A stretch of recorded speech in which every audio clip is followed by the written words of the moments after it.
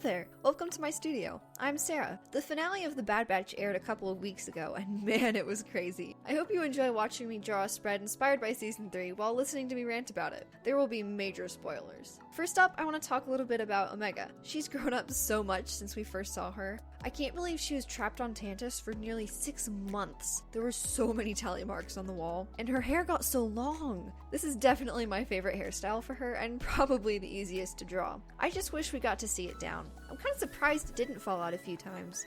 Her little straw Lula doll was adorable. I'm really glad Emery gave it back to her.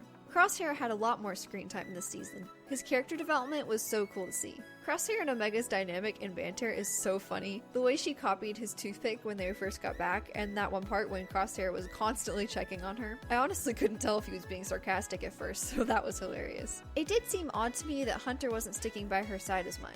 The fact that Crosshair was called Omega's dad, and then she calls him her little brother. One of the funniest things was how Crosshair didn't know who anybody was. The Islanders, Fee. The reunion hugs were amazing.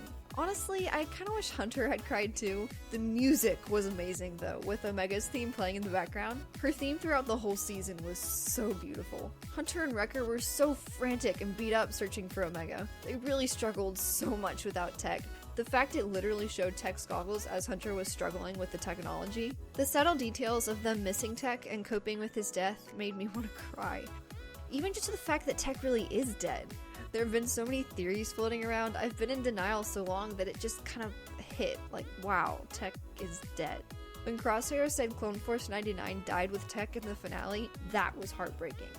The dynamic between Hunter and Crosshair throughout the season was amazing. They were literally about to fight in episode 5, and by the end of it, they trusted each other again. In the finale, Hunter was even the one to reassure Crosshair he could make the shot. I feel like Omega was really the link between them. Granted, at first she was kind of the reason they were fighting, because Hunter was jealous, but then we got this hug between the three of them, Omega physically being the connection. The scene with Hunter, Crosshair, and Batcher sitting together was so wholesome too. We never did get to see much of Crosshair before he joined the Empire. Echo seemed very used to Crosshair and Hunter fighting though. Speaking of Echo, we didn't get to see him as much this season. His sarcasm and jokes were hilarious though.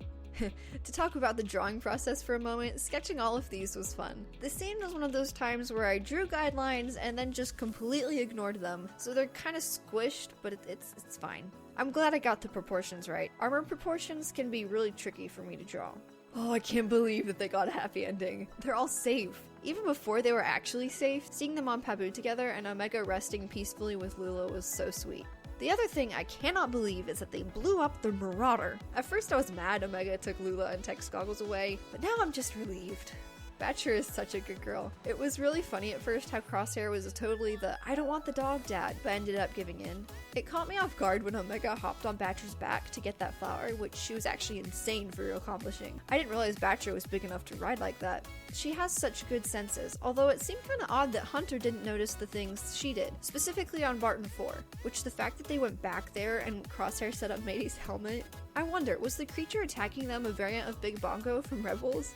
Oh, regarding Hunter's senses, when Fennec called him Tracker, I was so happy someone finally acknowledged that characteristic of him. The lighting at the beginning of that episode in the bar was epic too. The animation in this show is just so amazing. Some of the action scenes were really impressive. They were probably done with motion capture suits, which is why they're so fast and smooth, but it was still really neat. I don't think there's really been hand-to-hand combat quite like that in these animated shows before. I love Omega's Pabu outfits, the colors of this one and the jacket she has later. The outfits she and Crosshair donned when they escaped Tantus were really funny looking though. That episode was really funny. Omega and her bribing and negotiating, her game playing, and man, she is good too. I would not want to play against her. Intellectually, she's grown a lot, and that was very apparent when she escaped from Tantus for a second time with the kids. I love how everyone just knew it was Omega's plan. As for coloring these, I didn't want to make their skin too light. They are on an island, but the markers weren't quite the right color, so I fixed it later with color pencils, as usual. Crosshair's trembling hand really hurt him as a sharpshooter. I wonder what in the world he went through at Tantus to mess with him so badly. His hands got worse the closer they got to Tantus. I figure a big part of it is from whatever they did to try and make him one of those operatives. Thank goodness his defectiveness kept him from that. Although that statement alone made me question if the soldier really was Tech from the beginning. Cause wouldn't the same be true for him? When the first operative showed up, I was like, ooh, is that Tech? That was very quickly shut down, but then another one showed up. They really did tease us anticlimactically the whole season for him to not be anyone in particular.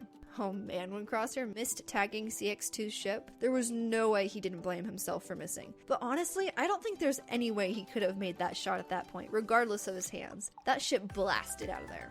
As much as it hurt to see, the symbolism with Crosshair's hand was really well done. Although my jaw dropped when Crosshair lost his hand, yet he was still a crazy shot. Apparently the fact that was his shooting hand didn't really make a difference. Exploring the Force was very interesting this season. I thought maybe Omega had something to do with the Force since the beginning of the show, but it's interesting how her blood is like a cloning binder thing for metachlorians, while not actually having the Force herself. Ventress explained it really well, better than me. They really are filling in a lot of plot holes in the sequels through these shows. It surprised me no one knew what an M count was, especially Rex. I wonder if Tech would have known. Speaking of Rex, the episode with the clone base was cool. Rex is crazy awesome with the way he handled the bomb and everything. I always love coloring Omega's hair. It's such a pale blonde and the variations of color in it are fun to render. And the highlights are really pretty. Hauser was so angry at Crosshair until he saw Omega with him. Did he really expect Crosshair to recognize him? I mean, I guess clones should be pretty good at that, but Crosshair doesn't seem like he'd care as much. I was excited Hauser was back until he wasn't. So many clones died. It was cool to see Rex, Wolf, and Gregor all in the same scene though, with that build-up towards Rebels. I think it's funny Gregor is apparently the resident chef, which is fitting since he used to work at a diner.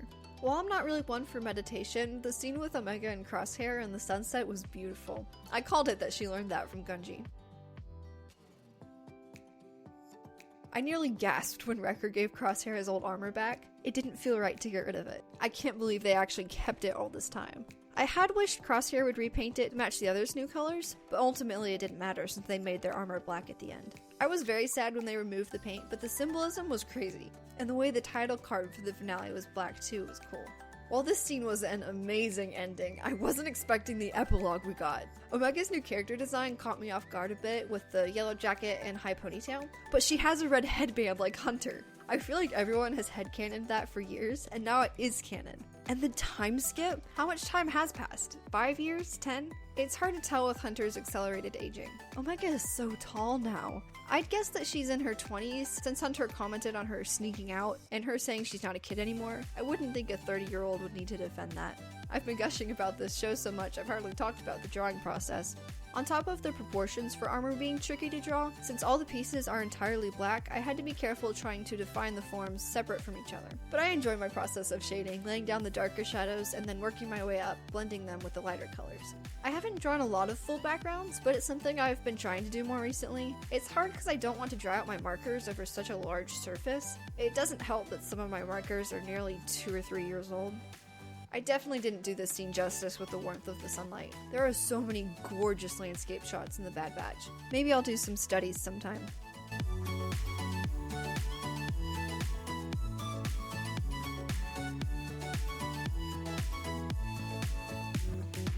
Now I'm able to add some more details and fix some of the colors, specifically adding a pink tone to the skin, adding lighting, and darkening some spots for a bit more contrast. One thing that disappointed me this season was how so many big conversations and reactions were skipped, specifically Hunter and Wrecker's reactions to Crosshair coming back in episode 4, and Omega being gone in episode 11.